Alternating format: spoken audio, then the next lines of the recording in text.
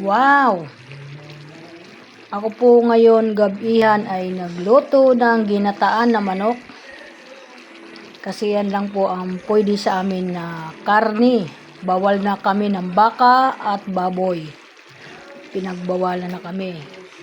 Pahinga daw muna kami at para kahit papaano bumaba yung amin mga kondisyon sa aming katawan.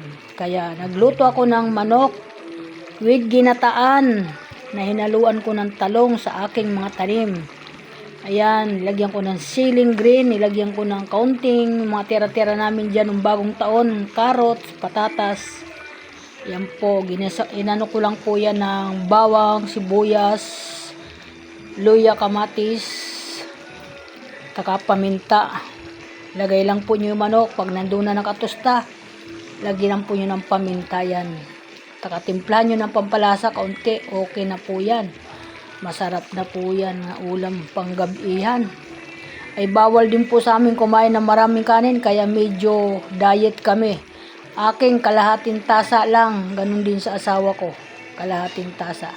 Sundin ko muna, ayaw ko muna maging matigas yung aking ulo para kahit paano gumanda naman yung aking mga laboratory pag nagawa uli ng ganun. Sana matuwa ako doon sa sinasabi. Ayan lang po, magandang gabi, at sa mga anak ko, wag po kayong mag-aalala sa akin dahil malakas ang katawan ko. Wag kayong mag-alala. Marami pang birthday na darating sa akin. Sobrang malakas pa ang katawan ko. Hindi ako maniniwala naman sa sinasabi. Ganun talaga ang doktor, di ba? Kaya ako'y hindi ako natatakot doon.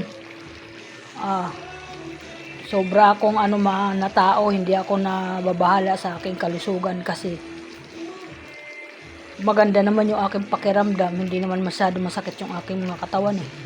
Kaya sa mga anak ko na nakakapanood dito sa video ko, ibinidyo ko lang to para may ideya kayo, pero kayo mag-alala sa akin dahil nilalabanan ko lahat ng sakit ko.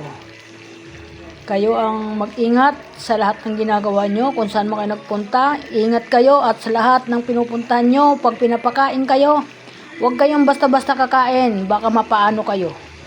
Yun lang po, thank you, bye bye. Magandang gabi uli for today's video, okay po.